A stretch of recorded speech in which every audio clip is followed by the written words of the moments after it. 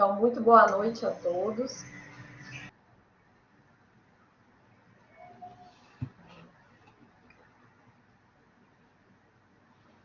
Só um minutinho que a gravação ainda não iniciou.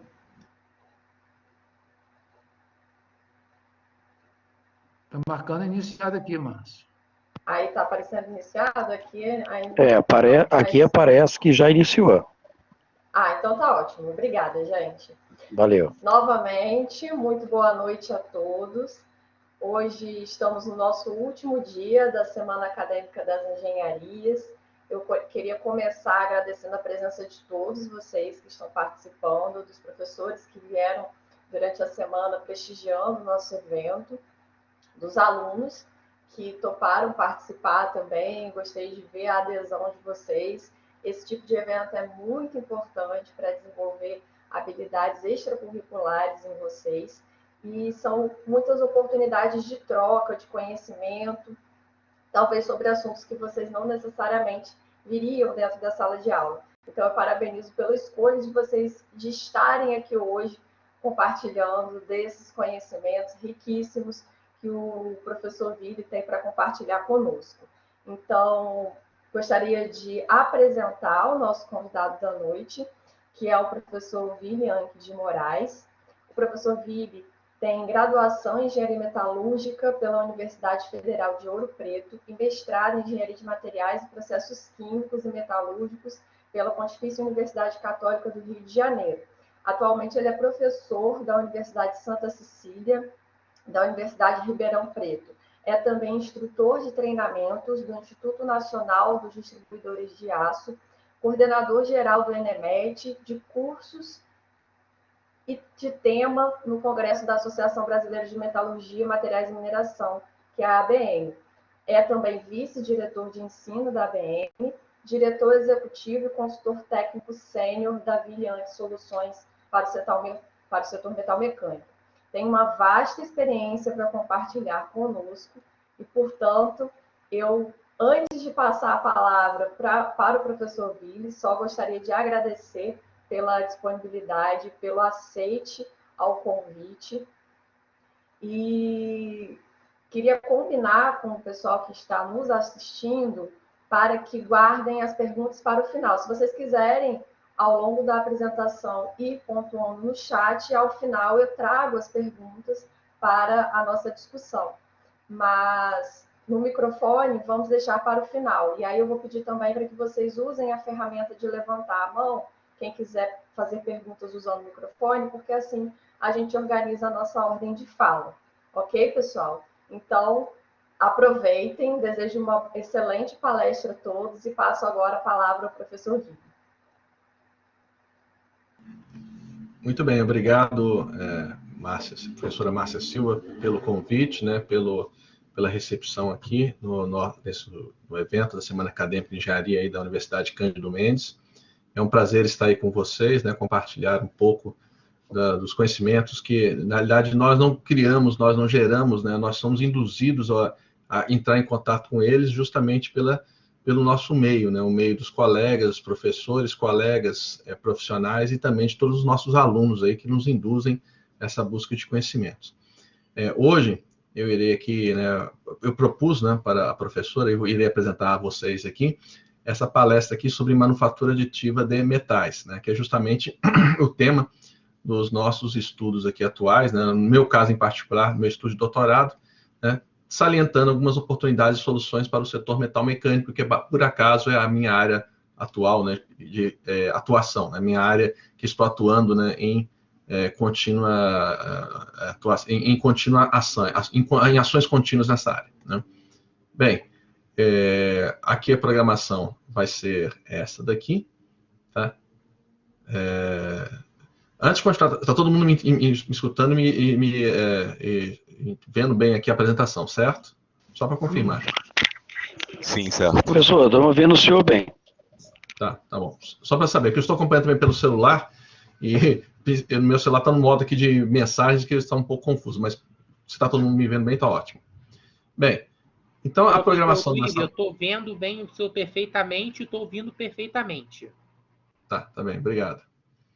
Então, a nossa programação aqui agora vai ser essa aqui. Eu vou fazer uma rápida apresentação inicial e os objetivos da palestra, falar um pouco sobre a manufatura aditiva de uma forma geral, falar sobre ela especificamente para metais, né? Falar de suas características particulares, algumas soluções, inovações e potenciais desenvolvimentos nesta área, tá? E fechar aqui com algumas conclusões. Não é um assunto que deveria entrar com tanta profundidade ou com tanta longevidade, né? Vou falar bastante, né? Apenas algumas coisas importantes que eu gostaria de deixar destacado e reservado aqui, né, na nossa apresentação, para que vocês possam, né, eventualmente, poder se aprofundar ou iniciar discussões sobre esse assunto, né? Que o assunto é novo, porém muito vasto. Bem, então, a apresentação inicial, objetivos, né? A professora Márcia já comentou sobre a minha formação, né? Eu sou formado em metalurgia e materiais, né? Que tem um gráfico. Engenheiro gosta muito de gráfico, né? A minha formação é engenharia, tanto, inclusive, eu tenho CREA do Rio também. Eu já trabalhei, por acaso, para fazer as fundações, né? Da extensão do Instituto Oswaldo Cruz, que agora hoje estão produzindo essa vacina aí, AstraZeneca, né? Bom, mas eu tenho aqui, nesse gráfico aqui, eu tenho 3 linhas aqui que eu me desenvolvi, né, ao longo desses anos. A parte, fundamentalmente, formação, né? Fiz curso técnico, engenharia e mestrado na sequência. Só agora que comecei a entrar no doutorado, na realidade não está exatamente oficializado por causa da Covid, né? Mas estamos desenvolvendo estudos desde 2019, justamente nessa área de manufatura aditiva com esse grupo aqui, né? Do pessoal do Departamento de Metalurgia e Materiais da Escola Politécnica da USP. Por outro lado, minha carreira acadêmica começou lá em 97, né, com algumas palestras, alguma participação em disciplinas de pós-graduação e graduação da universidade que me formei. Depois fiquei um tempo curto lá, 1 ano na Argentina, uns 2 anos e poucos na UFOP como professor substituto. Depois de um certo intervalo de tempo aqui, que eu fui para o setor industrial, né, eu entrei na Unisanta, estou lá desde então, até agora, e mais recentemente, em 2016 em diante, na UNAERP também. Tem participação em outras universidades ao longo do tempo. Em termos de atividade profissional, né, como dizem os meus alunos, além de ser professor, também trabalho, né, como se professor não fosse carreira. Mas a parte acadêmica, a parte profissional, digamos, da engenharia especificamente, também caminhou aqui em paralelo da minha carreira acadêmica, né. Eu entrei em 2001 numa empresa siderúrgica, que por acaso mudou de nome, foi para Uzi Minas Cubatão, mas era a mesma empresa.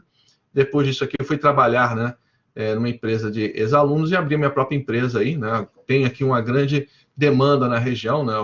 Muitas pessoas acabam me conhecendo por ser professor da universidade, muitos aqui na região eles são ex-alunos, inclusive hoje eu tive contato com 3 ex-alunos aqui diferentes, de diferentes empresas, justamente solicitando algum apoio aqui em trabalhos. Não necessariamente por um apoio profissional sob o ponto de vista de vender serviço, mas apoio às vezes só de consultoria mesmo, de orientação, como orientação acadêmica mesmo.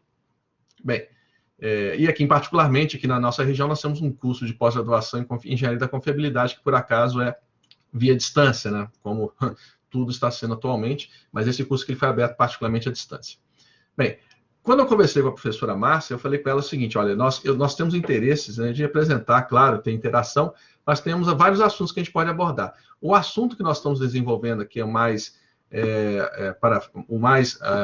digamos, atualizado, né, justamente na área de manufatura aditiva. Então, conversei com o orientador lá do doutorado e propusemos, né, essa palestra aqui sobre o assunto de manufatura aditiva, cujos objetivos são esses aqui: descrever, né, em termos gerais, os processos de manufatura aditiva, né, também conhecido como impressão 3D, principalmente ou particularmente aplicado aos metais, tá? Apresentar suas particularidades e características e enfatizar, né, possíveis soluções e oportunidades que esses processos estão dando aí, nestas áreas aqui, por exemplo, né, em trabalhar com metais de alto ponto de fusão, gerar formas complexas, obter componentes sem emendas, como é o caso desse componente aqui do lado, né, que seria quase impossível ser obtido por esse aqui é um componente monolítico, né, não tem emendas, né, não tem junções, ele é feito desse jeito aí mesmo, tá?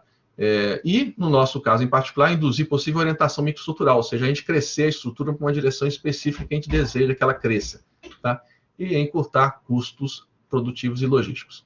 Bem, então, com esse objetivo em mente, nós vamos falar um pouco sobre manufatura aditiva. Curiosamente, eu coloquei aqui uma foto minha em 3D, né, que eu tirei na própria universidade, que eu atuo, tem também lá algumas coisas de manufatura aditiva, mas, claro, para polímeros, né, a maior parte delas.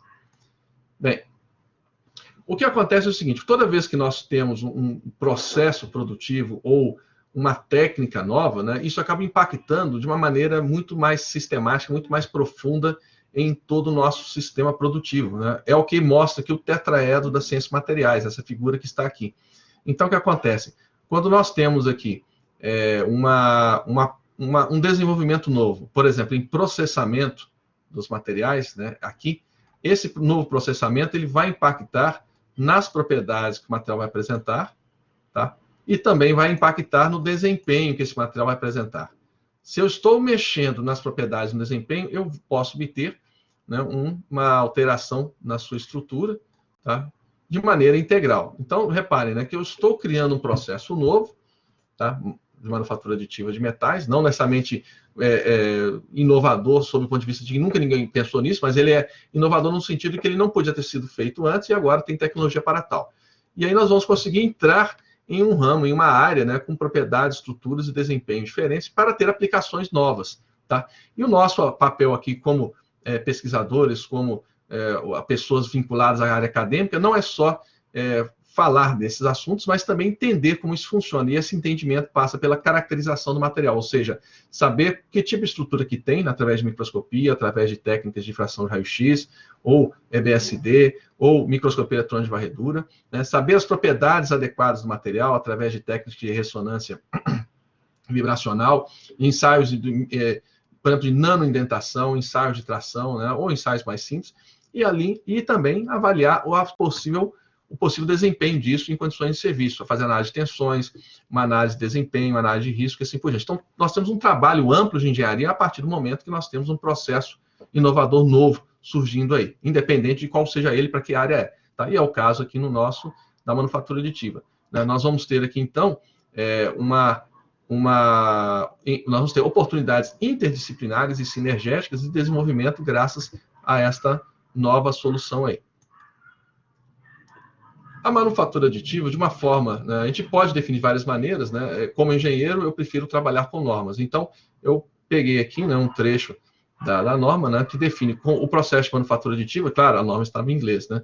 O processo de manufatura aditiva, ele pode ser definido como um processo de união, né, junção de materiais para obter componentes a partir de dados numéricos, matemáticos e modelos em 3 dimensões, geralmente feito camada sobre camada, né, passo a passo, né, em oposição, né, ou em contrário às metodologias de fabricação tradicionais, né, que são através de retirada de material ou de moldagem, né, de conformação desse material. Eu vou falar um pouco mais sobre isso daqui a pouco. Tá?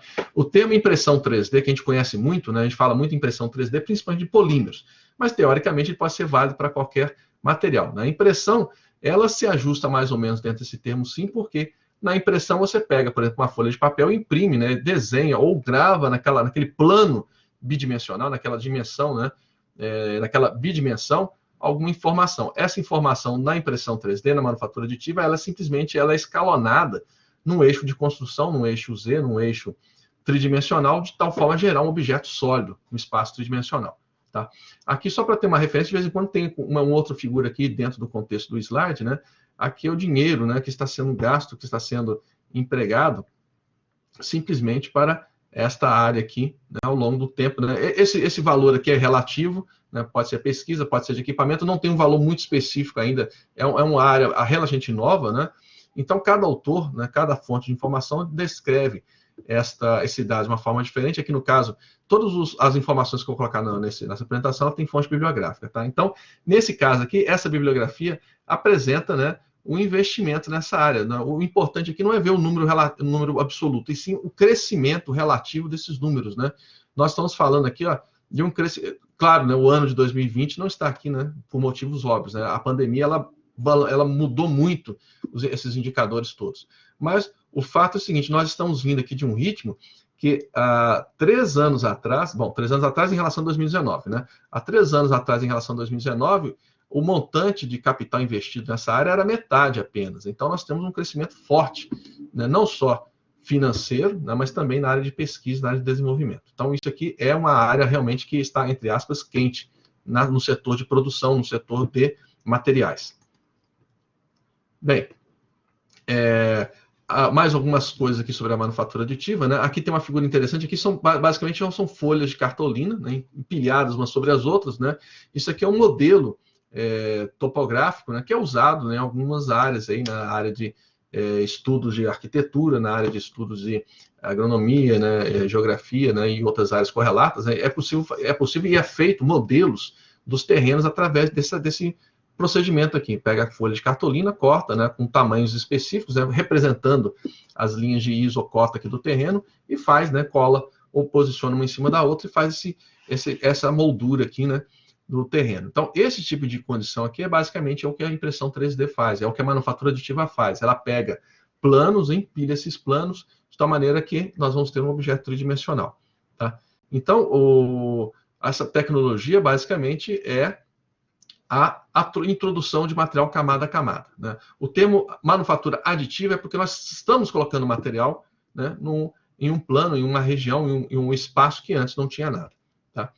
A manufatura aditiva, né, esse autor aqui ele é enfático nisso, né, ele não vai substituir todos os processos industriais, muito pelo contrário. Né, assim como se pensava, os compósitos vão substituir os materiais de engenharia, também não vão.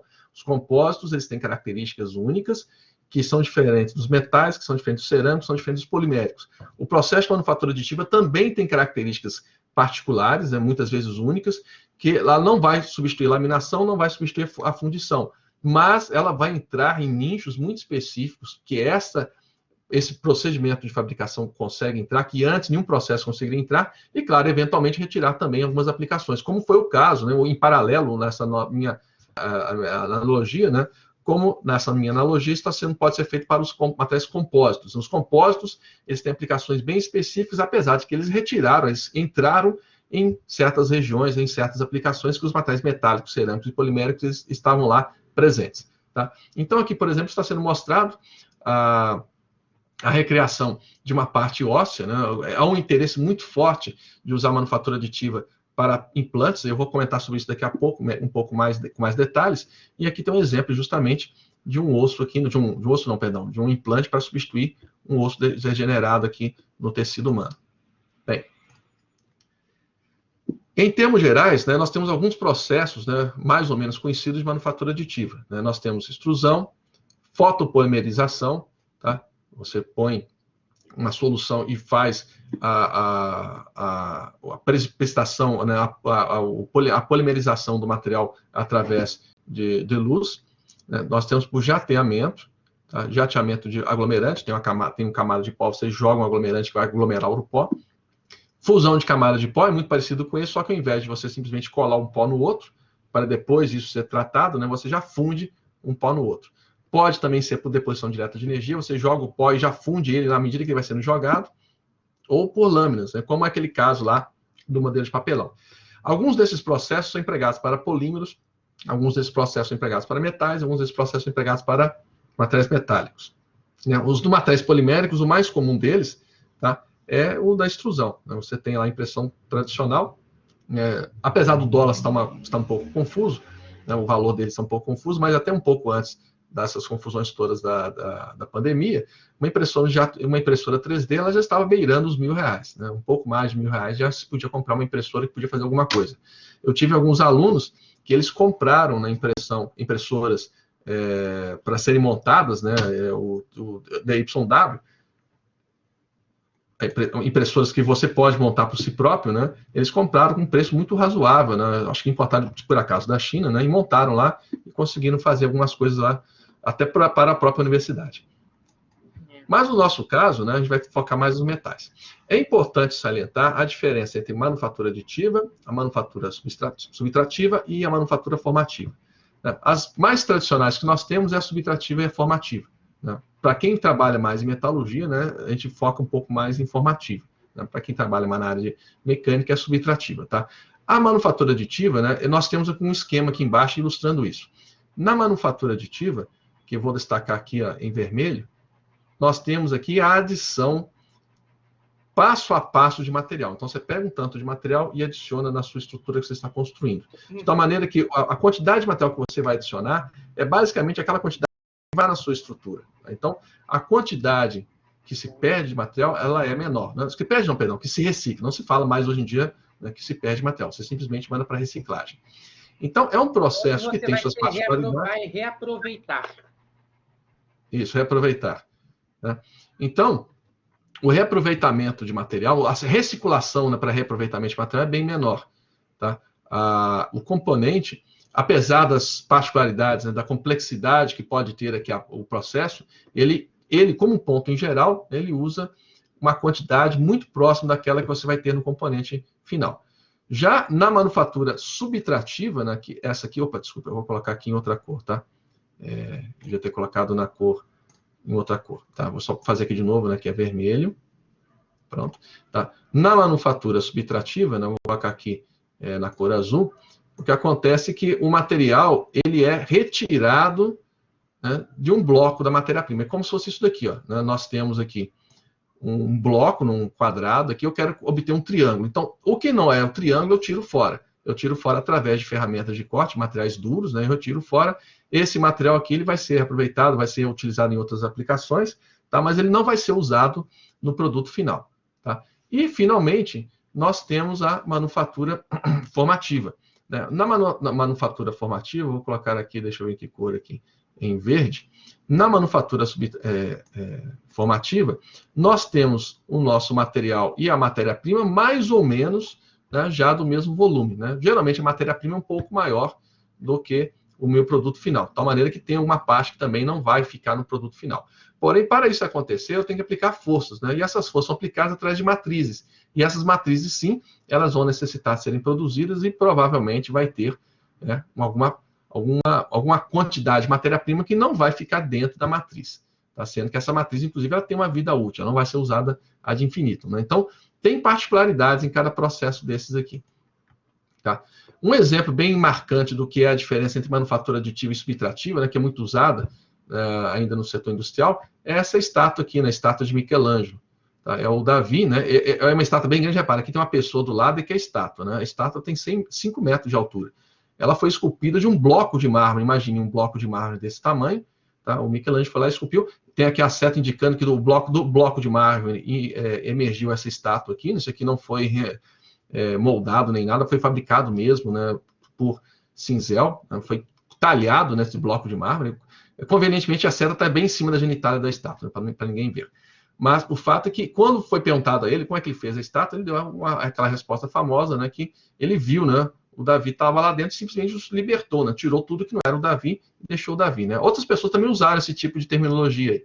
Tá? Mas o fato é que isso aqui é meio curioso, por quê? Porque grande parte desse mármore não ficou na estátua, não virou estátua. Né? Grande parte do mármore virou pedra, virou pó. Tá? E esse tipo de situação costuma acontecer também. Né? Por exemplo, essa imagem, próxima aqui, tá? Isso aqui é um bloco de alumínio, uma liga de alumínio da série 7000, alumínio zinco, né? Cobre, zinco, se não me engano, magnésio, não sei se é magnésio ou manganês, não lembro, mas é cobre, zinco, alumínio, zinco, com certeza.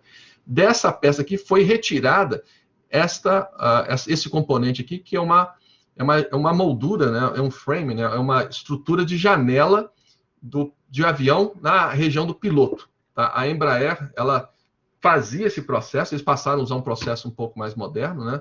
Mas a Embraer não faz isso, mas com certeza outras empresas devem fazer ainda. Tá? Então, isso aqui é muito parecido com isso daqui. Né? Isso aqui é um exemplo, né, de manufatura aditiva. E um detalhe, isso aqui ó, tinha um aproveitamento de apenas 1%, né, de mais ou menos, aproximadamente 1%. De uma peça de 600 quilos, eles tiravam uma peça de 7 quilos. Né? Então, 99%, quase 99% do componente virava limalha. Claro que seria, né, aproveitado em algum outro momento. Mas, isso aqui é um exemplo bem curioso da manufatura subtrativa. Tá? Bem, outra coisa também interessante, né? Manufatura aditiva e manufatura subtrativa. É possível nós criarmos uma otimização do nosso componente. Né? De que maneira? Então, esse aqui ó, é um exemplo de uma situação assim. Isso aqui nós fizemos, é um exercício que eu fiz ontem, né, dentro da nossa sala de aula lá. É uma treliça, né, uma treliça calculada por teoria de estruturas, uma treliça simples, uma treliça isostática, né, que tem articulações aqui. Nós fizemos o cálculo para saber que tipo de tubo, né, que poderia ser colocado lá dentro de certas circunstâncias. Então, uma possível solução para essa treliça aqui é usar um tubo com esse diâmetro e com essa espessura.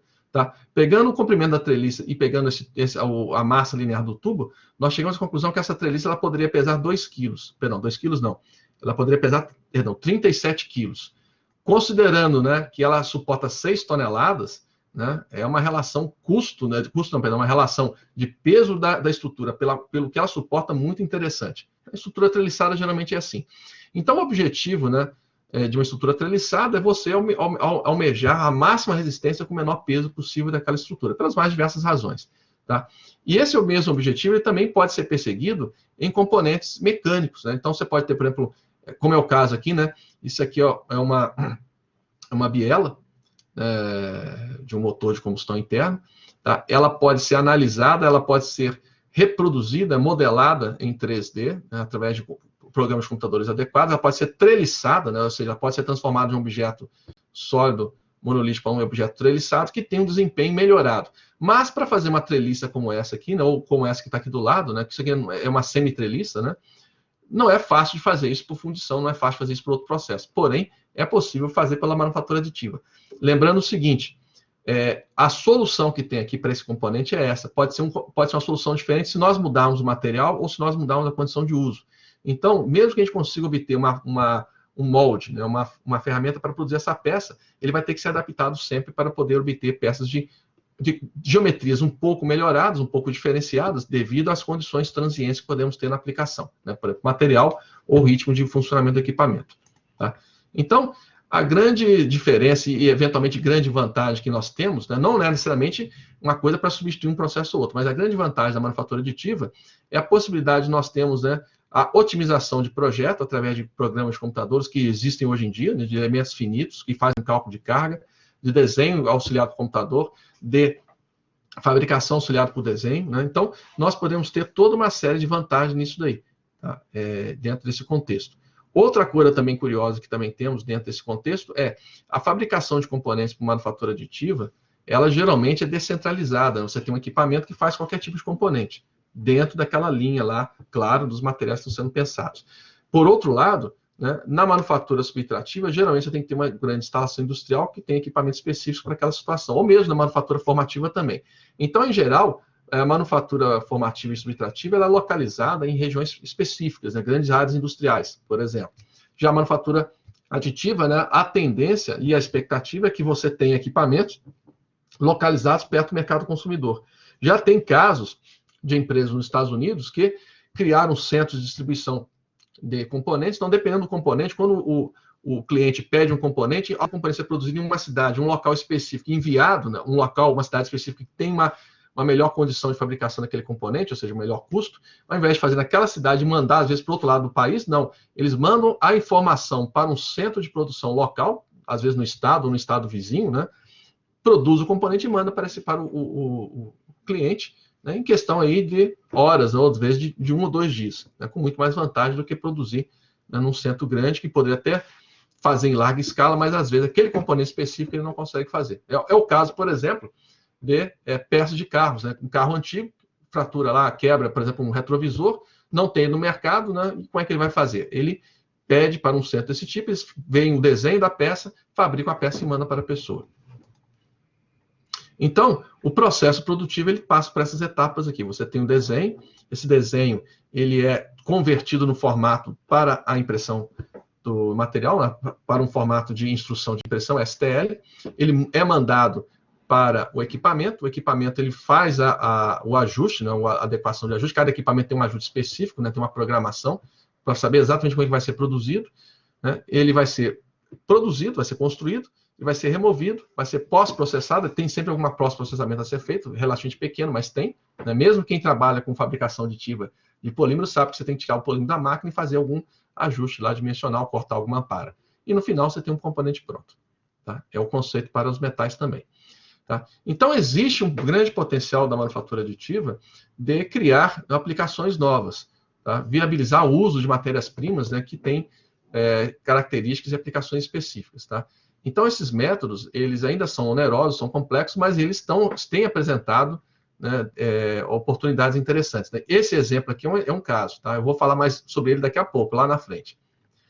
Então, aqui nós temos algumas peças, né, que são produzidas, né, com o processo de manufatura aditiva. São peças bem diferentes, bem variadas. Claro que necessitam que seja do mesmo material base, né, mas não precisam ser da mesma geometria, né, não precisam ser necessariamente até da mesma aplicação, desde que sejam do mesmo material base. Tá? E aqui comentando rapidamente, né, dos processos de fabricação de metais, né, um deles é a fusão seletiva a laser. Por enquanto, a fonte de laser é relativamente onerosa, né, é relativamente cara, e a manipulação de pós metálicos ela tem que ser feita com certo cuidado. Alguns pós metálicos são até explosivos, eles pegam fogo com muita facilidade. Bem, então, afinal de contas, como é que são os processos de fabricação aditiva dos metais? Isso aqui é uma impressora, né, uma impressora entre aspas, uma máquina de fabricação aditiva. Reparem que parece o quê? Parece uma caixa, né? Você não sabe nem exatamente o que está acontecendo lá dentro. Geralmente os processos são assim mesmo, são relativamente limpos, tá? Em termos de aspecto. Aqui nós temos, né, dessa referência aqui, né, a citação dos processos de manufatura aditiva para metais, né? Reparem que temos uma boa variância aqui de processos. Nós estamos vivendo um momento parecido com o que aconteceu na década de 80, que tinha dois processos, né? Só que aqui nós temos vários, né? Na década de 80 tinham duas linhas grandes, né? Ou duas tecnologias conhecidas de gravação de vídeo. Nós tínhamos o Betamax e o VHS, né? Cada um com particularidades, uma melhor que a outra em certos aspectos, né? Tornou-se mais comum a VHS, pelas mais diversas razões aí, questões técnicas, questões financeiras, né? Hoje em dia, nós temos vários processos de manufatura aditiva. Acho muito improvável que um processo ele se torne preponderante, mas é bem provável que desses processos todos aqui, alguns acabam se tornando mais costumeiros do que outros, né? Como foi o caso, né, do VHS e Betamax, o VHS se tornou mais predominante. Tá? Então, nós temos aqui processos que empregam feixe de energia, né, geralmente feixe de elétrons, laser ou plasma, e processos que não empregam feixe de energia, né? Esse gráfico aqui, ele saiu de um artigo que estava justamente falando sobre processos sem feixe de energia, então não dá muito destaque aos processos que usam feixe de energia, né? Aqui, por exemplo, não está sendo explicitado, né, o uso, separando, digamos, o uso do laser e do plasma. Está só colocando aqui a fusão em leito de pó e fusão e deposição direta de energia, tá? Que pode ser por sólido, arame ou por pó. Outra forma de descrever isso é através desse gráfico aqui, né? Nós temos processos de adição de sólido e baseados em pó, né? Você pode fazer adição de sólido através desses processos aqui, né? Ou você pega o pó metálico e junta esse pó metálico através de processos que podem empregar feixe de energia ou não. Então, nessa classificação que eles estão focando, esses autores aqui, né? Eles estão focando no tipo de matéria-prima, né? Não um tipo de energia sendo empregada, tá? É muito costumeiro também cada empresa lançar um nome específico, até alguns desses nomes eles são patenteados, você não pode simplesmente citá-los aí sem colocar a letra marca registrada, tá? Então aqui alguns nomes que são usados aí. Bem, mas basicamente para os metais tem duas tecnologias, né? Você ou usa feixe de energia ou não usa feixe de energia. Nos processos que não se usa feixe de energia, o que vai acontecer é o seguinte: as partículas metálicas elas vão ser unidas num pós-tratamento posterior, né? Você deixa as partículas metálicas juntas, né, através de uma espécie de cola, né, na realidade ou uma cera, uma matriz polimérica, né? E posteriormente isso é feita a sinterização. Existe um processo hoje, já existe um processo empregado nos dias de hoje, que é a injeção de ceras metálicas, né? Você pega uma matriz, injeta cera com pó metálico nessa matriz, abre a matriz e tira essa peça. Essa peça ela vai ter uma retirada prévia da cera, depois ela é sinterizada no forno, né? Quando isso acontece, claro, a peça ela vai contrair de tamanho, tá? Esse processo já existe, já faz alguns anos, desde a década de 80 já existe esse processo. Ele é muito empregado para alguns componentes dentários, né, ou para equipamentos de componentes pequenos de armas. E é o mesmo tipo de tecnologia usado aqui, só que ao invés de injetar numa matriz, a resina ela é impressa como se fosse um processo de impressão de plástico, ou simplesmente pega uma camada de pó e vai imprimindo camada a camada em vez de usar tinta, usa a cera, né, ou usa um polímero que aglomera o pó, tá? Existe inclusive a possibilidade de pegar arames metálicos, arames com plástico misturado com metal, mais ou menos na proporção de peso de meio a meio, na proporção de volumétrica meio a meio, proporção de peso mais ou menos 90% de metal e 10% de polímero. Você pode pegar esse arame, esse filamento metálico e colocar numa impressora comum. Você vai imprimir uma peça plástica metal, você pode pegar essa peça plástica metal e fazer esse processamento aqui e obter a peça metálica pura, tá? Porém, contraída. Reparem que aqui nós temos uma exemplificação justamente sobre isso, né? Como a gente retira o polímero daqui, as partículas metálicas ficam mais próximas entre si, né? Então a peça contrai. E temos os processos de emissão de energia. Nós temos plasma laser ou fonte de elétrons que vai fundir pó metálico que já está depositado numa superfície, num volume, ou ele vai ser jogado junto, né, como está sendo mostrado aqui, com feixe de energia. E aí vai sendo formado camada a camada. Essas camadas elas podem ser formadas das mais diversas configurações. E isso vai implicar uma alteração do desempenho do material. Bom, cada processo também tem o seu nicho de aplicação, tá? Essa referência que mostra para nós aqui, ó, que em termos de desempenho do componente, tá? Custo do componente aqui na profundidade, né? E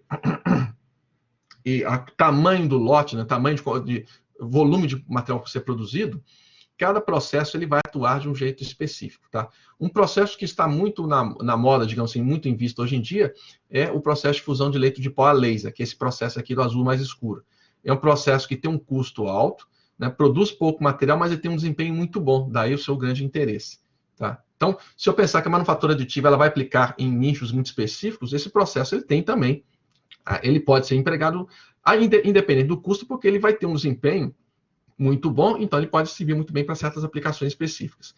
Agora, por outro lado, um processo também tem ganhado espaço, é o processo de binder jetting, né, que você imprime, você põe a camada de pó e imprime uma camada de cera que gruda o pó e depois você pega a peça e faz um pós-processamento. Esse processo tem uma boa capacidade produtiva, né, que produz em grande escala, em larga escala, em ritmo industrial, tá? Ele não tem um custo tão alto, tem algumas particularidades, claro, né? Você não tem uma qualidade, né? Reparem que o desempenho da parte não é tão boa quanto o processo de fusão de leito de pó laser, porém, ele vai ao encontro de grande capacidade de produção e um custo mais razoável. Tá? Então, alguns componentes eles estão sendo cada vez mais produzidos por esse processo aqui. E temos os outros aqui com características intermediárias, cada qual com o seu nicho de aplicação.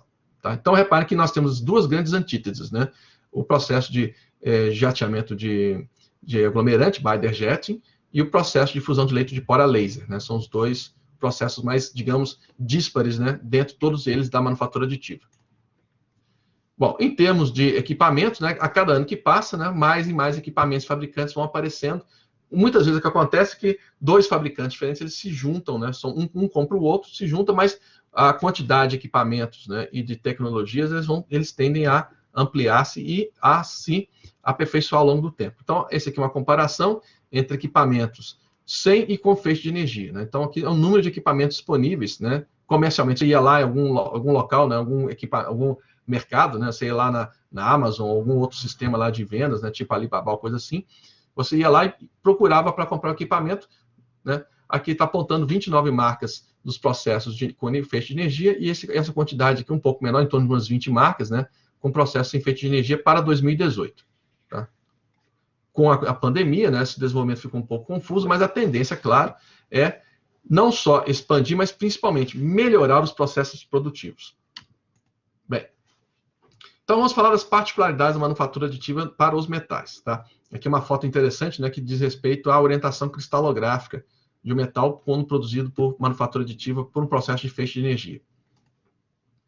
Então nós temos, né, oportunidades, mas nós temos, na nossa área de engenharia, eu costumo falar para os meus alunos o seguinte, olha, às vezes a análise é um pouco complicada, às vezes você tem muita variável, muita opção, mas isso é bom para vocês, porque isso vai dar oportunidades para todos, né? Sempre vai ter alguém que vai pensar um pouco diferente, vai melhorar um pouco mais o processo, e isso vale para todo mundo, né? Pode ser para qualquer um de nós. Então, na área de manufatura aditiva também vale isso. Então, reparem, aqui eu fiz uma separação de 4 conjuntos de variáveis, cada conjunto de variáveis tem uma grande variação, tem uma grande quantidade de subvariáveis que nós podemos mudar no processo de manufatura aditiva e, consequentemente, obter um produto diferente, ou para melhor ou para pior. Né? Claro que o objetivo é obter para melhor. Né? Então, tem autores que já citam em mais de 150 variáveis possíveis que podem ser alteradas em um processo, por exemplo, de manufatura aditiva de fusão de leito de pó, a laser, de tal maneira que pode implicar no desempenho do material. Então, é uma grande quantidade de variáveis, né? Então, é uma grande quantidade também de opções e oportunidades para todos nós na área de pesquisa. Então, nós temos variáveis de produção, como velocidade e potência do feixe, quando é o processo de feixe de linha, feixe a laser, né? A estratégia na qual o feixe vai passar no material, geometria, né? O tipo de pó, o tipo de liga, condição da superfície, que é uma superfície mais lisa, mais opaca, mais fosca, perdão, opaca, não, mais lisa, mais fosca, né? Você quer ela com uma certa porosidade específica que pode ser planejada também, né? Você pode ter ligas com temperaturas de fusão maiores, menores, né? Pensando em como são ligas, a gente não tem sentido falar temperatura de fusão, né? Ligas, a gente fala temperatura líquidos e sólidos. Nós podemos ter condutividades térmicas diferentes, capacidades térmicas diferentes, né? Um metal de boa capacidade térmica não é necessariamente bom para imprimir, um metal de baixa capacidade térmica ou baixa condutividade térmica, no caso, também não é necessariamente bom para imprimir, tem casos e casos, né? Já vi um trabalho falando sobre impressão de ouro que o autor comenta que é muito complicada a impressão do ouro, justamente porque ele tem uma boa capacidade de condução térmica, então não é tão simples assim. Tá? E outras variáveis, aí, até o fluxo, se o gás está passando uma direção em outra, no gás de proteção, no processo de fabricação aditiva, precisa ter um gás de proteção muitas das vezes. Tá? Então, dependendo de onde ou qual é o gás, isso pode ter uma implicação grande no desempenho do material a ser obtido. Bem, a solidificação dos processos de manufatura aditiva, ela é diferenciada. Tá? No caso em particular, claro que eu estou comentando os processos que tem feixe de energia. Então, esse gráfico aqui do lado, ele compara a taxa de resfriamento e o gradiente térmico de vários processos de fabricação. Nós temos aqui os processos de fabricação tradicionais, né, fundição, por exemplo, tá? Solidificação direcional, e os processos de fabricação aditiva com feixe de energia. Os processos de fabricação aditiva com feixe de energia, eles estão alcançando combinações térmicas inéditas que não eram obtidas antes em processos de fundição normais. Por causa disso, as estruturas sendo obtidas, elas estão sendo diferentes também. Então, esse gráfico aqui ilustra que, dependendo da condição de solidificação, né, ou da taxa de resfriamento e do gradiente de temperatura, nós podemos ter uma estrutura equiaxial ou uma estrutura colunar. Tá? Os processos tradicionais obtêm estrutura equiaxial ou dendrítica. Já os processos de manufatura aditiva têm obtido estruturas colunares, né, com feixe de energia. Então, é isso que esses gráficos ilustram aqui. E um detalhe, à medida que o feixe vai passando o material, as variáveis elas podem mudar, de tal maneira que a estrutura também pode mudar à medida que o processo vai evoluindo no próprio material. Né? É o que esses gráficos mostram aqui. Esse gráfico compara as taxas, né, em vermelho e laranja dos processos de fabricação aditiva com os demais. E esses gráficos aqui ilustram que, durante o processo de fabricação aditiva, as taxas as condições térmicas elas variam, né? E essas condições térmicas, ao variarem, nós temos que levar em consideração eventualmente para saber o que vai acontecer em termos da microestrutura do material. Bem, aqui um exemplo, né? O feixe de energia cai, aqui no caso, pensando em feixe de energia, por exemplo, de laser, né? Ele cai em cima do material, há evaporação de material, há formação de uma poça líquida que tem uma movimentação, né? Essa movimentação ela pode ser mais intensa ou menos intensa. Se ela for pouco intensa, vai ter um desempenho de um jeito. Se ela for muito intensa, vai ter um desempenho de outro. Se for extremamente intensa, ela pode até formar defeitos sérios no material. Então, tem um meio termo adequado aqui, né, desse processo. E isso aí também depende do quê? Do tipo de energia, do tipo de potência, da velocidade, do tipo de material, da camada que está sendo colocada, do repasse que vai ter, né, que as camadas são depositadas em passes passo a passo, né? Então esse passo a passo pode também criar uma alteração aqui do desempenho, tá? Então, e isso junto, né, com toda a metalurgia do material aqui, claro. Tá? Bem, isso aqui é aquilo que eu estava comentando, né? Aqui imagine pegar um feixe de energia, laser, né, mudar aqui a intensidade de energia que é colocada por distância, né, ou mudando a potência do laser, ou mudando a velocidade na qual o laser passa pelo material, a gente pode obter uma poça irregular, né, uma poça com um lado aqui mais alto que o outro, criando aqui eventualmente algum defeito na superfície, uma poça mais plana, mais homogênea, mais suave, mais comportada, ou mesmo evaporação e eventualmente formação de porosidades no material. Tá? Então temos várias possibilidades aqui, umas ruins, né, outras piores, né, e as desejáveis para aquela situação em particular. Aqui um dos exemplos de estudos estão sendo feitos nessa área, né? Modelamento, né, usando computadores de alto desempenho, né, modelos, né, de elementos finitos, com várias regras aí, multifísicos, né, modelos multifísicos, né, que usam transferência de calor, transferência de massa, né, energias aí sendo transmitidas, né, e mostrando o que acontece, né, durante o processo de manufatura aditiva. É mais ou menos a mesma coisa que acontece na área de soldagem, porém com maior interesse, já que aqui, né, nós temos todo o material sendo construído. E essa construção ela se dá não só ao longo de uma linha, como acontece na soldagem, mas ao longo de um plano e de um volume, né, ao longo de uma direção X, Y e Z. Então, é um interesse muito mais forte aqui nessa situação, nesse processo para esse tipo de modelamento. Tá? Aqui, né, um exemplo, né, no caso de deposição de feixe de energia. Eu falo um pouco mais de deposição de feixe de energia, porque, como vocês viram, é um processo que tem, né, um atrativo significativo, ele tem um desempenho do componente muito bom, apesar do seu custo, e também é um processo que a gente tem estudado. Tá? Bem, o feixe de energia, né, ele vai gravando na superfície material, vai gravando no sólido, né, no tridimensional aqui do pó, ele vai gravando uma superfície que vai sendo imposta camada a camada até gerar material em 3 dimensões. O pó que não foi fundido pelo laser, ele simplesmente retorna ao processo. Né? Ele não é nem reciclado, nem vai ser enviado para um outro tipo de processamento. Ele simplesmente retorna para, às vezes, um processo sem grandes alterações. Talvez um peneiramento, uma classificação bem simples. Né? Então, o aproveitamento de material nesse processo é muito grande. Tá? Isso é muito importante, porque eu vou falar daqui a pouco que esse processo pode ser usado para materiais muito caros. Tá? E aí tem um interesse muito grande, então, para ter um aproveitamento grande do material. Tá? Aquilo que eu comentei, nas condições, elas às vezes são transientes, você deposita o material numa camada, quando você deposita na camada seguinte, o material da camada de baixo ainda não esfriou totalmente, então ele vai ter um pequeno aporte térmico na camada de cima. E assim sucessivamente, até que você tem até que você atinja o equilíbrio dessas camadas, há um certo tempo, ou há uma certa quantidade de camadas que têm que ser adicionadas para atingir esse equilíbrio. É o que está sendo mostrado nessa figura aqui. Tá? Foi colocada uma camada, outra camada, elas foram aumentando de tamanho, porque o calor presente na camada anterior subiu para a camada de cima. Tá? Claro que isso aí não vai subir até chegar no infinito, sobe até chegar no equilíbrio. Tá? Aqui, no caso de uma deposição, está aqui o modelamento, e aqui é um caso real de deposição por feixe de energia. Né? Aqui não é por pó, não, é por feixe de energia. O pó está sendo jogado junto com o feixe de energia. Bem, outra coisa também que pode acontecer, né? No caso dos metais, quando você faz a deposição com feixe de energia, o feixe de energia normalmente ele é muito mais quente, ele oferece muito mais calor, né, do que o necessário para o metal fundir. Esse calor a mais ele pode fazer com que o metal entre em não só fusão, mas também em evaporação. Como vocês viram, tem uma figura no slide anterior que mostrou isso. Esta evaporação ela pode criar defeitos ou pode alterar a composição local, se eu pensar em termos de liga. Imagine, por exemplo, uma liga, digamos, né, alumínio-cobre. Tá? Ela está sendo depositada com feixe de energia, o alumínio tem um ponto de fusão mais baixo, ele tem uma fugacidade maior, então ele tende a ser evaporado com mais intensidade do que o cobre. E aí, no final, você pode ter uma liga com alteração de decomposição química, que é o que está sendo mostrado aqui nesses slides, né? Uma alteração de composição química da liga após fundição. Tá?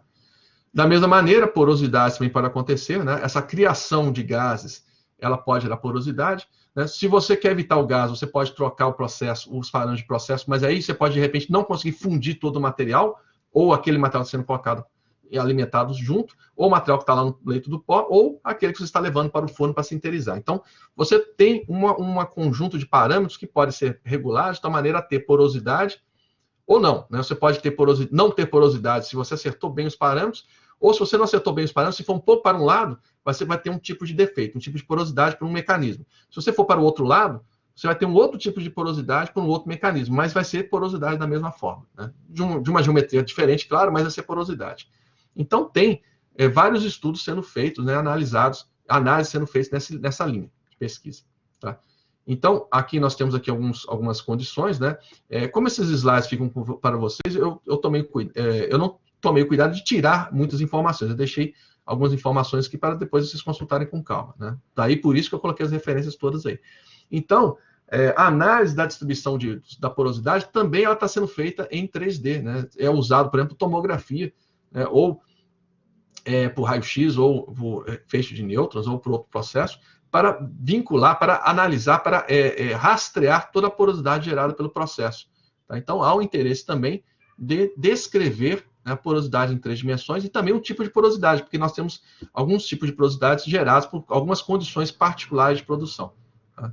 E isso também é uma particularidade da metalurgia da manufatura aditiva. Né? Parece um pouco com a metalurgia do pó, né? Só que a diferença é que na metalurgia do pó você comprime e sinteriza. Aqui você está sinterizando em tempo real. Né? A não ser que seja um processo sem feixe de energia.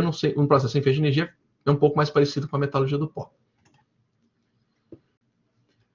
Tensões residuais também que vocês sabem muito bem, causam distorção, por exemplo, no processo de soldagem. No caso da manufatura aditiva, também podem estar presentes, né? Você tem um feixe de energia de alta, que gera um ponto de calor, um ponto de temperatura muito intenso no material, gera, né, uma dilatação intensa, localizada, que pode gerar tensão residual. Então, a presença de tensões residuais pode danificar o desempenho do material, né? Essa presença de tensões residuais, ela pode ser minimizada mudando a maneira na qual o feixe de energia passa. Você distribuir o feixe de energia de maneira mais homogênea, né, ou em posições mais especificamente separadas do material, você consegue reduzir a condição de tensão residual, mais ou menos parecido com o que a gente faz em soldagem. Quando a gente vai soldar duas chapas de aço, duas chapas metálicas de aço, por exemplo, finas, uma possível técnica que temos em vez de soldar de uma vez só, é soldar um tanto, depois soldar outro tanto, depois voltar soldando aquelas regiões que não foram soldadas, para minimizar tensão residual, tá? Coisas assim também são feitas na manufatura aditiva, só que nós temos que pensar sempre em 3 dimensões, né? Não como é no caso da soldagem, que é unidimensional. Então, aqui nós temos alguns casos, alguns exemplos, né, de materiais que tiveram efeito de variação do desempenho em fadiga e desempenho mecânico devido à presença de tensões residuais, né? Você pode fazer o material com um procedimento de fabricação que gera tensão residual ou não. Então, no final, nós vamos ter um conjunto de parâmetros que a gente vai definir uma janela de operação do processo. Então, a gente tem, por exemplo, a potência do feixe de energia, a velocidade do feixe de energia que a gente usa no processo de feixe de energia, ou a quantidade de pó e a temperatura de sintetização no processo sem feixe de energia. Ou seja, a gente sempre vai ter parâmetros que, combinando eles, nós vamos ter uma combinação boa daqueles parâmetros para gerar um bom produto. Então, é usado o termo, né, ou está sendo usado o termo, né, tem sido usado o termo nessa área de janela de operação para aquele tamanho de variação de parâmetros de produção que você pode ter um produto bem executado. Então, aqui nós temos dois exemplos genéricos, né, de um processo A e processo B, ou de um material A e um material B, né, por exemplo, alumínio e, sei lá, e titânio, né, que são produzidos por um processo específico, tá? Esse aqui tem uma janela, né, um conjunto de parâmetros, uma amplitude de parâmetros muito estreita para você obter um bom produto, então não tem um bom desempenho, né? E aqui é um material que você consegue produzir com uma amplitude maior de parâmetros de produção. As propriedades variam processo a processo. Aqui eu vou só mostrar rapidamente, né? Aqui são dados reais de artigos variados aí, disponíveis na literatura, que falam de propriedades com um material impresso em 3D, né, material metálico feito por manufatura aditiva por deposição de energia e por leito de pó. Tá? Então, aqui no caso, para aço inoxidável austenítico, que são vários trabalhos sendo colocados aqui, né? Aqui é o valor do limite de escoamento, né, variando de 0. O 0 é o mínimo e o 1 é que é o máximo de limite de escoamento que foi obtido nesse aço. Tá? Então, para a deposição de energia e por fusão de leito de pó. Reparem que o perfil de propriedades é diferente, né? Por exemplo, alongamento. O alongamento aqui ele é mais tendenciosamente maior no processo de deposição de energia do que no processo de fusão de leito de pó. Tá? Isso para o aço inoxidável austenítico. Quando a gente vai para, por exemplo, as ligas de titânio, né, acontece algo parecido também. Ou seja, cada material ele tende a se comportar de um jeito específico no processo lá. E a nós cabe entender bem o que está acontecendo naquele processo. Mais ou menos como no ensaio de dureza, né? A gente faz dureza Brinell no alumínio e no aço, a gente vai ter um resultado. Se a gente fizer ensaio de dureza Vickers, vai ter um resultado diferente no caso do aço. No caso do alumínio, mas é um diferente que não é a mesma diferença que tem no aço não é igual à mesma diferença que tem no alumínio, porque eles vão se comportar de formas diferentes para processos de dureza diferentes. Os metais também vão se comportar de maneiras diferentes para processos de manufatura aditiva diferente também. Às vezes o metal ele pode ser muito bem fabricado em um processo, mas quando vai para outro processo, ele não é tão facilmente fabricado. Tem que fazer mais alterações, mais adequações para aquele processo. Tá? São particularidades que acontecem para os metais. E aqui também outra coisa que acontece é a anisotropia. Nos processos de feixe de energia, né? Repare que eu estou falando muito em feixe de energia. Né? Nos processos de feixe de energia, como há uma fusão localizada, e essa fusão localizada, geralmente ocorre com o material mais quente embaixo e mais frio em cima, há uma natural tendência de orientação cristalográfica, há uma tendência natural de anisotropia que se é induzida no material. E isso a gente consegue ver nesses gráficos aqui. Nós estamos comparando a resistência transversal e a resistência longitudinal de vários metais produzidos por processo de feixe de energia. E aqui é a resistência, aqui é o limite de escoamento, tá? E aqui é o limite de resistência, tá? Essa é a diferença entre um e outro. E repare que a resistência no sentido longitudinal, ela tende a ser menor Perdão, tende a ser maior, né? Tende a ser maior do que no sentido transversal. Né? Questão de porosidade, questão de anisotropia das mais variadas, induzem isso aí no material. Alguns metais, reparem mais uma vez, alguns metais são mais sensíveis do que outros. Então, olhem só, aqui o aço inoxidável austenítico, né, ele é mais sensível do que... Esse retângulo verde aqui não aparece, mas é liga de titânio, tá? Retângulo verde é liga de titânio. Então, alguns materiais eles vão ter comportamentos, né, mais anisotrópicos que outros, mas em geral eles são anisotrópicos.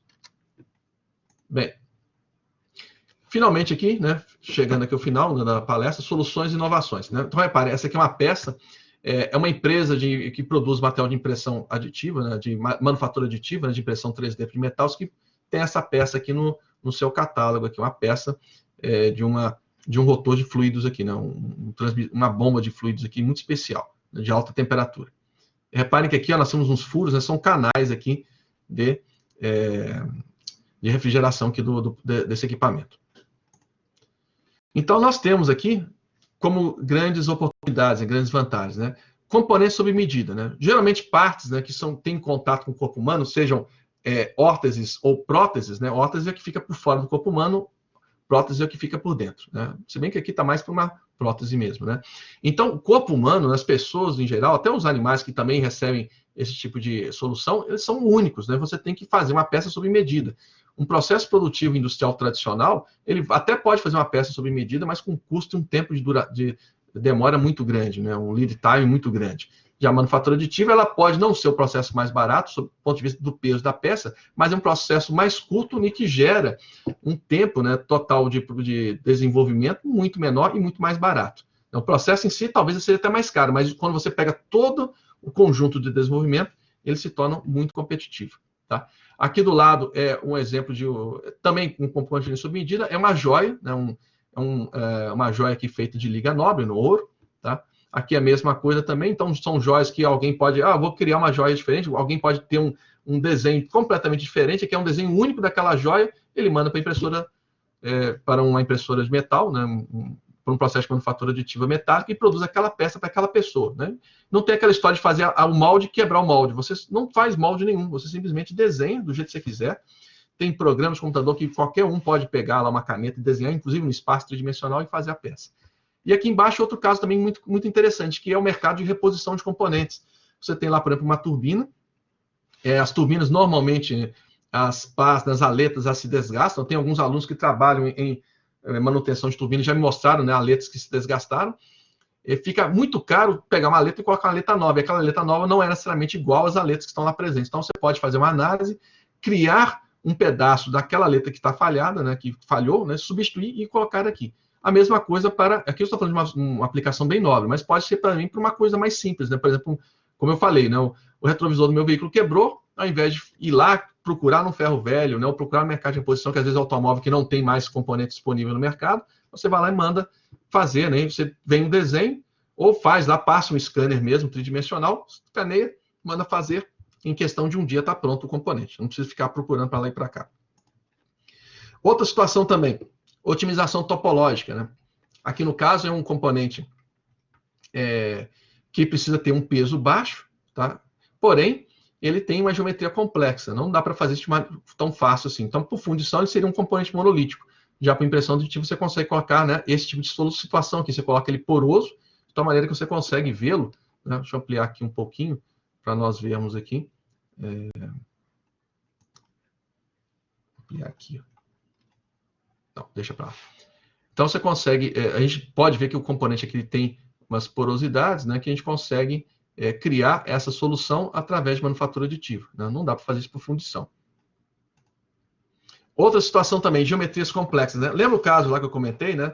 Daquela pessoa voando? Né? Ele está voando mesmo, ele não está pendurado em nada, não. Ele está voando. O que ele fez aqui? Ele pegou 6 motores a jato, né? 2 nas costas e 2 em cada braço, em cada punho. E com esses 6 motores a jato, ele consegue voar, né, livremente, como se fosse o Homem de Ferro. Né? Ele tem 2 tanques de querosene aqui para alimentar os motores a jato. Esses motores a jato, eles são usados em aeronaves, aeromodelos. Né? Então, não é assim uma coisa que ele criou, é uma coisa que já existe. Mas esses motores, eles só têm um empuxo adequado. Eles dão um empuxo de 85 quilos, esses 6 motores aqui. Eles só conseguem dar esse empuxo porque algumas partes desses motores elas foram otimizadas para serem pequenas, de alto desempenho, né, sem muitas partes, né, e são feitos, olhem só, por manufatura aditiva. Tá? Então, isso aqui é a fabricação de componentes de motores como esse daqui, tá? Que tornou possível uma pessoa voar. Né? Ela não é a primeira pessoa que deve ter pensado em colocar um motor nas costas e voar por aí. Né? Já existia essa tecnologia, mas não era tão eficaz, não permitia voos. Né? Essa tecnologia em particular permite voos de 5 minutos. As tecnologias anteriores eram muito mais complicadas, né, e não permitiam voos durante muito tempo. Né? Então, além da geometria complexa, a gente consegue, por exemplo, pensar em criar. Lembra lá da manufatura de conformação, de mudança de forma, né? Para fazer os moldes daquela manufatura, você gasta material, né? Tem, né, perdas aí de material que não vão para o produto final. Na manufatura aditiva, você põe todo o material que é necessário fazer lá naquela ferramenta de formação e também consegue colocar canais, né? Isso aqui, ó, são canais, né, de refrigeração. Os canais de refrigeração geralmente eles são furados, né? E as peças são encaixadas uma na outra para fazer o molde completo, com os canais adequados. Na manufatura aditiva, você faz uma única peça com os canais, inclusive em geometrias, né, hidrodinâmicas.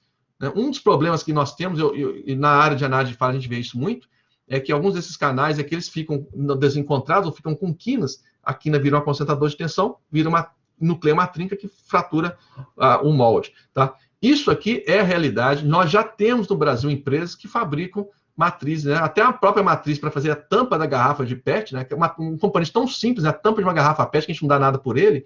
A ferramenta para fazer essa tampa, pelo menos de uma empresa que nós estamos sabendo, ela é feita por manufatura aditiva. Você consegue imprimir o canal lá dentro da peça. Na verdade, você imprime o canal, você imprime o vazio do canal junto com a peça, ela fica pronta com o canal lá dentro. Dá um desempenho muito maior, né? Dá uma economicidade muito maior. Outra coisa também interessantíssima. Como o feixe de energia é muito potente, você consegue fundir metais de alta fusão, como, por exemplo, esses aqui, ó, tungstênio e tântalo, né, que são metais que têm interessantes aplicações. O tungstênio, por ter um ponto de fusão muito alto, obviamente, ele é interessante para componentes de altas temperaturas. O tântalo, além de ter um alto ponto de fusão, ele tem outra característica interessante, ele é muito biocompatível. É um dos metais mais biocompatíveis que existem. Então, essa peça que vocês estão vendo aqui, ó, ela é feita em tântalo, ela foi feita por manufatura aditiva, né, de estrutura treliçada, né, ou seja, otimizada, para encaixar num determinado pedaço lá do osso de uma pessoa para servir de sustentação da continuidade, né, estrutural do próprio corpo da pessoa. Né. Ao ser uma estrutura treliçada, ela fica leve. Tá? O tântalo, reparem, o tântalo tem uma densidade alta, 16, né, gramas por centímetro cúbico, né, quase 17 gramas por centímetro cúbico. Né, é mais que o dobro da densidade do aço. Porém, ao ser feita uma estrutura treliçada, fica leve. Como vocês viram aquele exemplo que eu mostrei para vocês, né? Uma treliça de 40 quilos suporta 6 toneladas. Né? Naquele exemplo que eu fiz em sala de aula ontem, que eu mostrei para vocês agora. E essa peça aqui, uma peça de tanto de alto ponto de fusão, que não seria difícil ser produzida por um processo que não fosse a manufatura aditiva, treliçada para ter uma densidade baixa e é biocompatível. Tá? E aqui é uma carcaça de motor feita em tungstênio. Aqui é um motor pequeno, tá? A gente vê o motor, e aqui isso aqui, né, do lado é só o ponto de apoio para você imprimir a estrutura do motor, tá? Que é necessário. Então, não dá para fazer uma peça dessa por tungstênio, por fundição. Você não consegue fundir o tungstênio e vazar no molde e criar isso daqui. Né? Você pode fazer um bloco de tungstênio e usinar e chegar nessa situação muito complicada, de forma muito difícil. Porém, você consegue imprimir em 3D. Tá? Claro que tem, né, uma qualidade especial que você precisa dar uma melhorada posteriormente. Né? Você melhora com usinagem, com ferramentas de alta dureza, mas é possível chegar nessa possibilidade, nessa situação aqui, tá? Muito bem. Outra aplicação também, outra oportunidade interessantíssima. União de materiais completamente dissimilares. Né? Como é que você une dois materiais que não concordam um com o outro em termos de compatibilidade química e metalúrgica? Você pode criar uma impressão entre os dois, uma deposição de camadas, que vai ter uma variação adequada de composição química que vai compatibilizar uma coisa com a outra. Então, é o que está sendo mostrado aqui. Nós temos uma camada de liga de níquel, uma camada de ácido inoxidável, elas não se dão muito bem, então foi feita uma tentativa de impressão aqui de uma camada, né, com variação de composições químicas. Você pode fazer uma variação linear ou não linear. Nesse caso que eles fizeram uma variação linear e não deu certo, deu trinca. Então, foi estudada uma variação não linear para conseguir obter um bom desempenho. Então, é uma possibilidade. União de materiais dissimilares é cada vez mais necessária nos dias de hoje. E, aqui como última coisa para destacar, né, o nosso estudo, que é justamente a orientação cristalina das estruturas metálicas. Né? Aqui tem um vídeo, né, mas o vídeo, se eu clicar aqui, não vai abrir, porque nós estamos vendo um PDF. Tá? mas aqui é um vídeo de um processo de fabricação aditiva por laser, que nós estamos otimizando para criar a orientação cristalina. Então, nós podemos combinar aqui a gradiente térmico e a taxa de extração de calor, de tal maneira a criar uma orientação cristalina. Nessas figuras coloridas que vocês estão vendo, são microestruturas, na cor fica uma orientação, uma certa orientação cristalina, a cor azul, uma outra orientação cristalina, a cor verde, uma terceira orientação cristalina. É basicamente isso daqui, ó. Eu tenho aqui um cubo do meu lado, que eu sempre uso, tá? É basicamente isso daqui.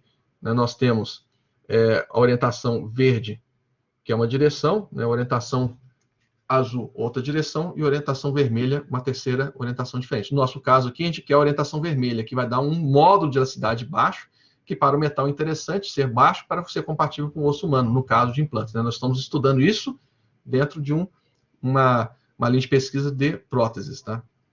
Bem, então aqui mais uma vez, ilustrando, olha só, a gente pode ter uma estrutura muito orientada ou não orientada, variando os procedimentos, os processos, os parâmetros de fabricação.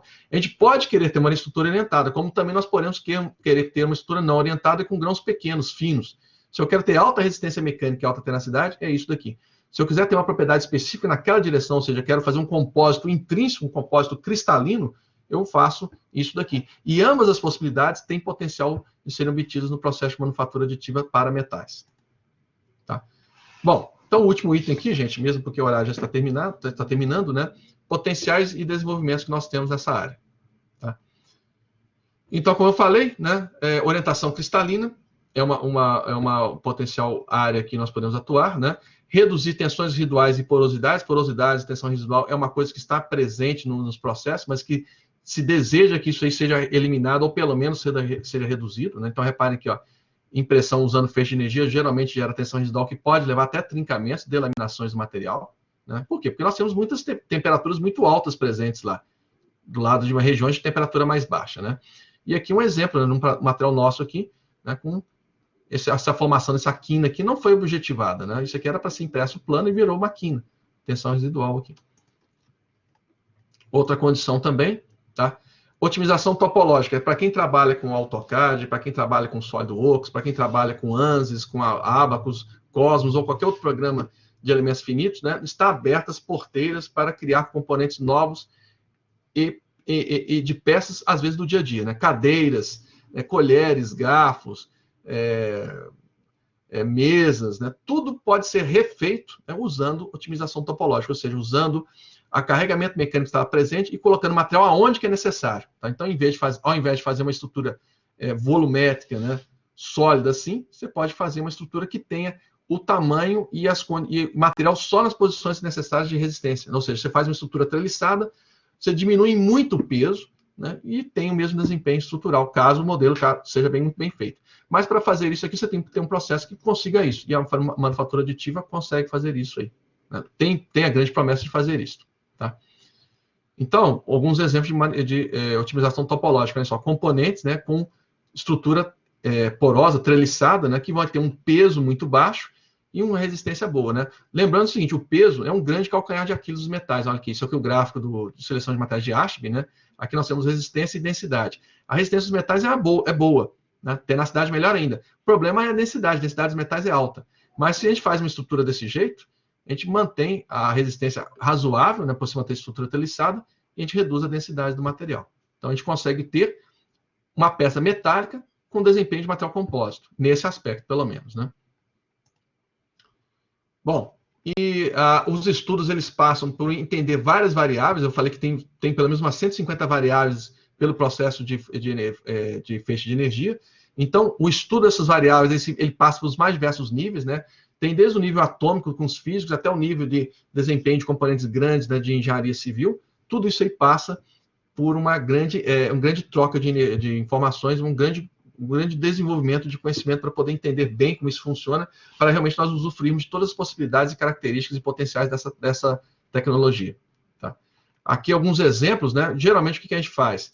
A gente propõe, em primeiro lugar, a impressão de vários componentes para serem testados. Então, aqui temos 3 trabalhos diferentes, que as 3 linhas de pesquisa foram a mesma coisa. Né? Imprimiu corpo de prova, né, de tração, dureza, Sharpie, tenacidade, né, ensaio de tração em posições de fabricação diferentes. Né? Aqui, corpo de prova de fadiga, dureza, biocompatibilidade. Então, geralmente é feito um programa experimental para entender o que o processo faz no material naquelas condições de procedimento de fabricação, né? Naqueles parâmetros, como vocês estão vendo aqui, ó, de fabricação. A gente pega esses corpos de prova, testamos e verificamos o que está acontecendo. Então, atualmente, tem muito disso, né? A gente tem, não é exatamente o empírico, né? É o semi-empírico. Você tem essas informações, analisa com modelos já existentes e propõe um modelo para aquela condição em particular, para isso aqui realmente ser bem executado. E aí, finalmente, né? Algumas possibilidades técnicas, né? Nós temos modelos empíricos, modelos analíticos, modelos numéricos, como, por exemplo, elementos finitos e autômatas celulares, tá? Sistemas de inteligência artificial, como algoritmos genéticos e redes neurais, né? Inclusive usei isso muito na indústria siderúrgica, e o gêmeo digital, né? São possíveis técnicas que têm sido usadas para entender esse grande volume de informações que estão sendo geradas ou que são necessárias serem analisadas para o processo de manufatura aditiva. Tá? Então, o grande potencial disso tudo, né? A grande recompensa que nós temos é criar materiais como esses aqui, ó, materiais que têm características anômalas, né? Materiais que têm coeficiente de Poisson negativo, por exemplo. Né? Então, são todas as possibilidades que a gente pode ter graças a essa tecnologia que tem que ser bem entendida, tem que ser bem desenvolvida. Tá? Muito bem. Finalmente, as nossas conclusões. Tá? Claro, né, a manufatura aditiva, independente de como ela está sendo chamada, ou impressão 3D, ou alguma outra forma, ela vai se tornar cada vez mais comum. A gente vê isso, né, principalmente nos filmes. Né? A gente vê cada vez mais filmes, né, de ficção científica ou mesmo de não ficção científica, mostrando cada vez mais a presença de manufatura aditiva. As pessoas vão em alguns lugares que não tem matéria-prima, não tem equipamento, e conseguem construir peças, componentes, usando manufatura aditiva. Tá? No caso de metais, nós estamos abrindo frentes para a diversificação e melhoria do uso de aplicações dos metais. Nós chegamos num ponto que nós temos que ter um passo a mais tecnológico para nós ampliarmos o uso, por exemplo, dos metais. E esse passo parece que está sendo dado pela manufatura aditiva. Por exemplo, né, atuando no calcanhar de Aquiles da grande densidade dos metais, né, atuando na dificuldade de trabalhar com metais de alto ponto de fusão, por exemplo. Tá? Então, nós temos novas oportunidades de pesquisa, né, nesta área, de demandas que não eram conciliáveis, por exemplo, para os metais ou para o mesmo outros materiais de engenharia. Tá? E, finalmente, né, acreditamos piamente, né, que estão para surgir muitas pesquisas e desenvolvimento nessa área. Né? Eu estou fazendo doutorado nessa área, tá? Muitas pessoas estão estudando essa área, com certeza, e a gente pensa, né, seriamente que é uma linha que vai se tornar, né, muito importante, como foi, né, há muito tempo atrás a fundição, como foi a laminação na época dos grandes desenvolvimentos dessas tecnologias aí. Tá? E, finalmente, aqui eu fecho aqui minha apresentação, né, com um agradecimento a todo mundo lá, da nossa equipe lá do projeto de prótese, né, que envolve a CBMM, o Senai de Joinville, o IPT e a Poli-USP, né, o Departamento de Materiais da Poli-USP, né, particularmente ao meu orientador, professor Dr. Fernando Landgraf, né, e também os seus alunos, né, que estão nos apoiando, né, e eu aprendo muito com os alunos, quando eu converso com os alunos, é muito prazeroso ter as reuniões com esses alunos aí, e também aos meus próprios alunos, eu também tenho que agradecê-los a eles, porque se eles não estivessem me perguntando, me questionando o tempo todo, eu não teria interesse nenhum também, né, ou meu interesse seria bem menor, claro, né, de buscar informações. Então, a indagação, né, a participação deles em nossas aulas é que nos fazem ir para frente, tá? E é isso, e também agradeço, claro, a todos aí, presentes até o momento, né, que puderam assistir essa apresentação e ao pessoal que me convidou aí da Universidade Cândido Mendes, particularmente a professora Márcia, né, Silva, que me convidou aí. Muito obrigado a todos, né? E aí estou disponível, né, aos questionamentos que sejam necessários. Não, tranquilo, professor, que na verdade é o seguinte, o polímero também pode ser usado na parte de engenharia mecânica e na parte metalúrgica também, siderúrgica também, mas é mais voltado para química também. Isso também pode estar envolvido na parte da siderúrgica também, que vale para o aço? Os polímeros, né, os polímeros de engenharia particularmente, na fabricação aditiva, tudo que eu falei para os metais, muitas das coisas que eu falei para os metais, perdão, elas também podem ser válidas para os polímeros. Então, você pode criar uma estrutura polimérica, de um impresso 3D polimérico, e ter um desempenho mecânico tão bom quanto o material metálico. Ele pode ter ainda algumas características do polímero, como, por exemplo, a questão da resistência à temperatura, né, como, por exemplo, a baixa resistência mecânica, a dureza no superficial, por exemplo, mas é possível obter, por exemplo, engrenagens que têm um desempenho parecido, né, componentes, né, estruturais que têm um desempenho parecido com o dos metais. É aquilo que eu falei, você não tem, na realidade, um processo que substitui todos eles. Você tem um processo que abre oportunidades, né? Eu estou falando dos metais, mas para os polímeros e também para o material cerâmico, para os materiais cerâmicos, o processo de manufatura aditiva também está abrindo novas oportunidades para esses materiais aí, com certeza. Alguém tem mais alguma dúvida, pessoal? Eu tenho. A Monique, Professor. pode falar, Monique. Obrigada.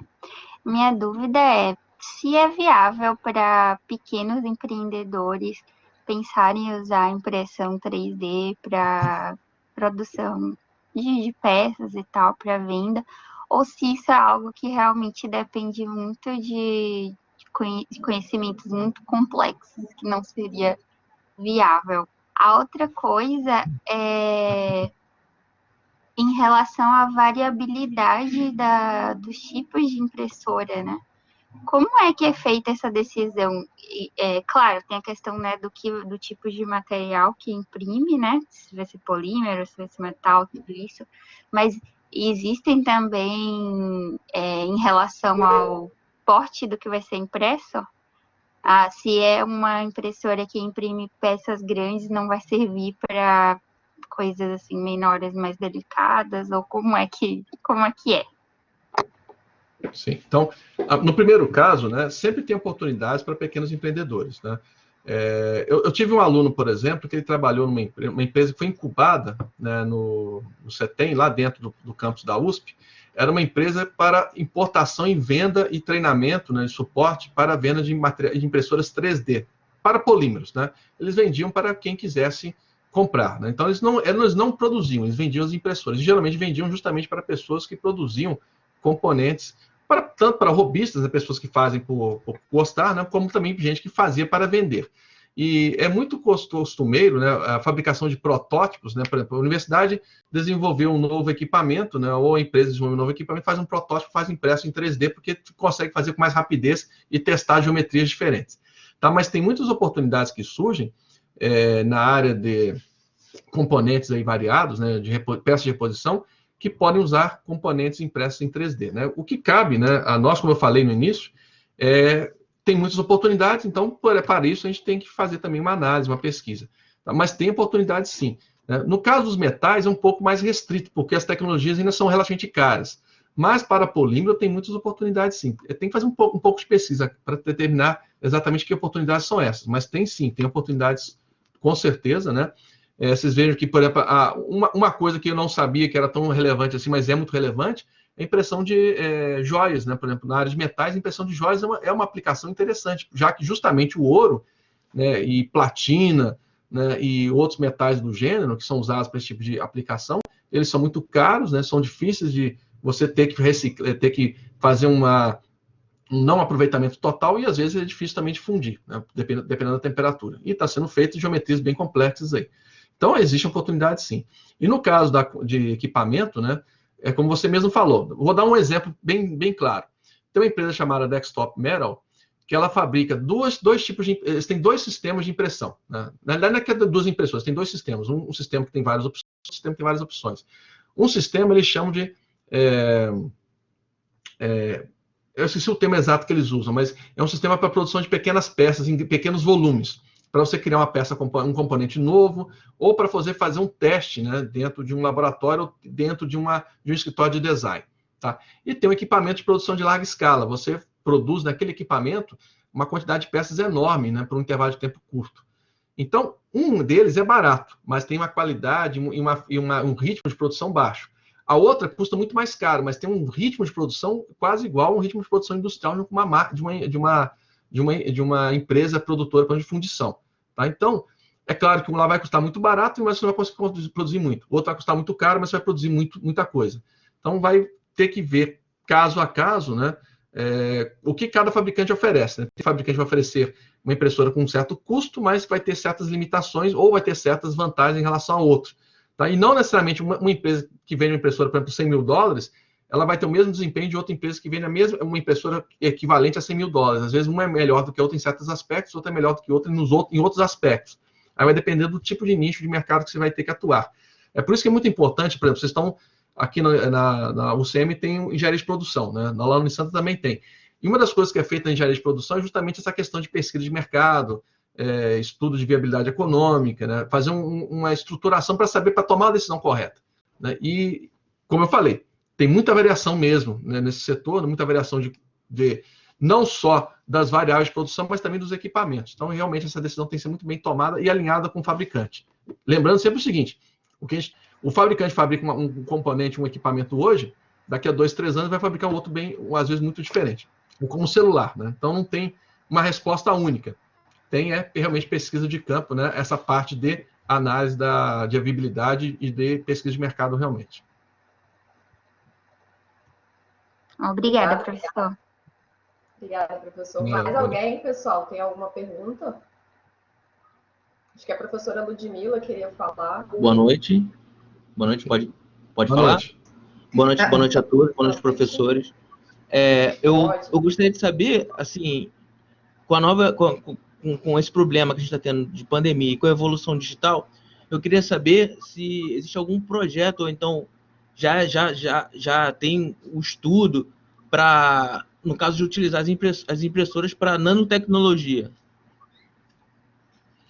Existe já algumas aplicações, sim, de impressão, manufatura aditiva, né, para nanotecnologia. Teve um caso, inclusive, eu não mostrei o slide aqui, que tinha muita coisa para mostrar, e pouco, não é que é pouco tempo, né, o tempo que foi dado é esse mesmo, não dá para falar demais. Mas tem casos, sim, de manufatura aditiva de componentes nanoestruturados, né, de tamanho muito pequeno, tá? Não é, digamos assim, uma tecnologia também recente, uma tecnologia como todas as demais novas, né? Mais nova ainda pela questão da escala de tamanho. Mas tem sim a possibilidade. É uma tecnologia cara, mas existe a possibilidade sim de manufatura aditiva de componentes de dimensões nanoscópicas, né? Com aplicações extremamente específicas também. Ok, obrigado.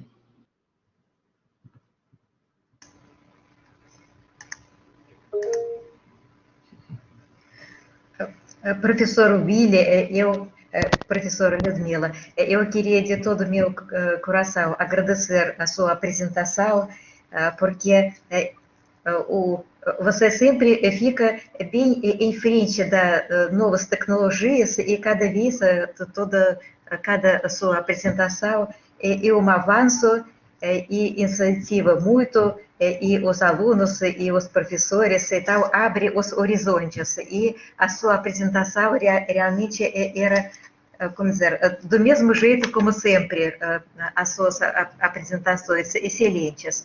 E eu achei que esse realmente abre-se um campo novo de pesquisas, e não somente da tecnologia, mas pesquisa científica, em relação de... Então, durante a sua apresentação surgiram dúvidas em relação de anisotropia e logo explicou que varia muito dos parâmetros.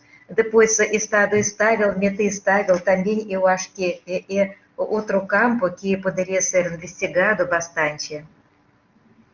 Sim. E agora tem muitas pesquisas, então, o interesse em materiais de ligas com alta entropia.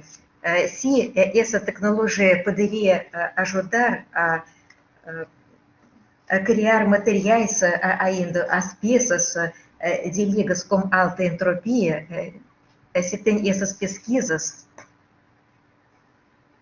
Professora, de uma forma geral, né, as pesquisas estão bem espalhadas nas mais diversas áreas, né? Tem pesquisas em várias várias frentes de estudo, né? A parte, por exemplo, particularmente a minha área, que é de textura, né, de orientação cristalográfica, geralmente os estudos, eles falam o seguinte: olha, você faz tais parâmetros e obtém tal textura, mas não explica o porquê disso. E é justamente nisso que a gente está tentando evoluir, né? Tentar explicar isso, né? A gente tem usado o EBSD, né? O Electron Backscattering Electron Scanning, para poder fazer a análise da orientação cristalina. Nós já criamos até equações para pegar os dados EBSD e calcular a modularidade. Mas a gente está evoluindo nisso.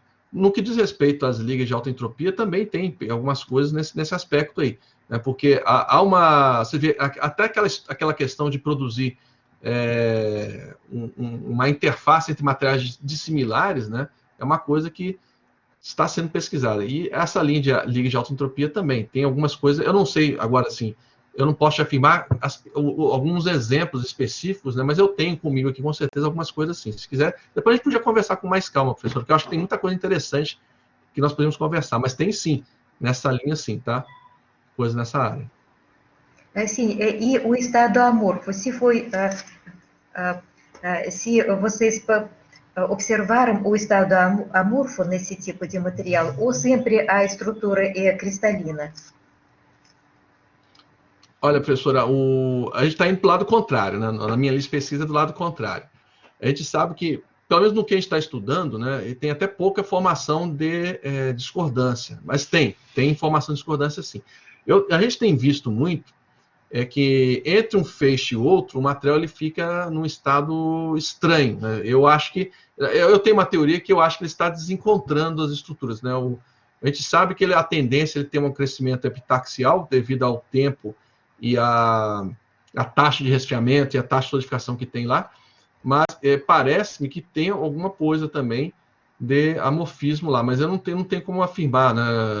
Assim, como nossa linha de pesquisa é uma outra linha bem diferente dessa, francamente, eu não sei te dar uma referência sobre isso. É bem provável que tenha alguma coisa assim, nessa linha aí. Agora, eu não posso te afirmar como, porque a gente está estudando leite de fusão de pó a laser, né? A gente viu os processos como um todo, mas é bem provável que alguém já tenha pensado sobre isso sim e tenha publicação sobre isso sim.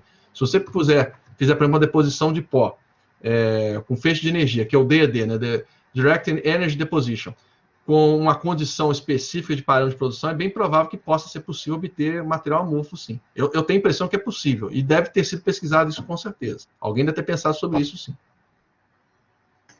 Muito obrigada. Eu fiquei encantada com essa ideia, criar peças muito complexas de tungstênio, tântalo. Eu fiquei encantada mesmo. E agradeço e o professor, e agradeço a professora Márcia pela essa facilidade, pela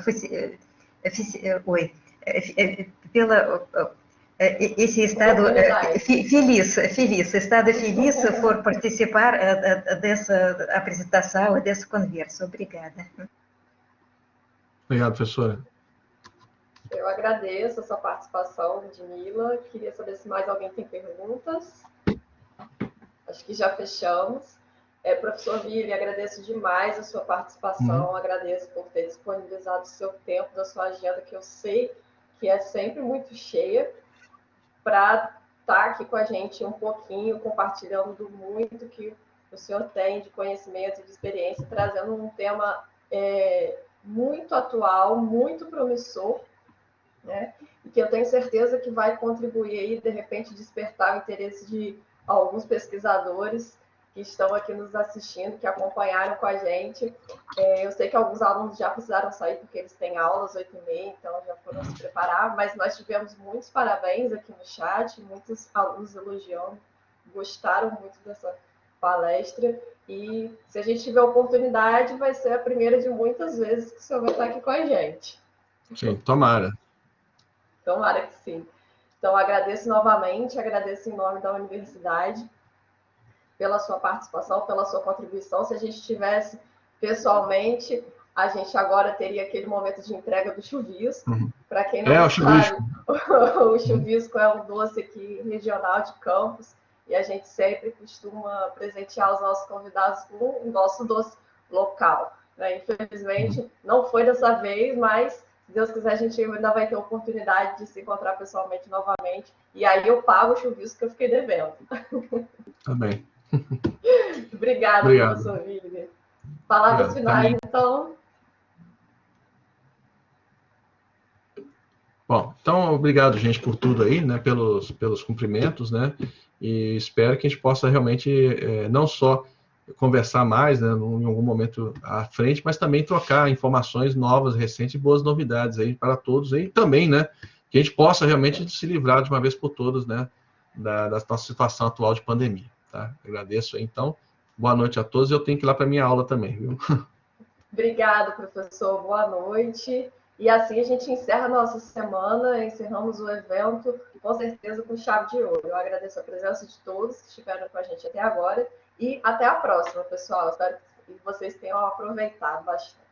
Tchau, tchau. Tchau.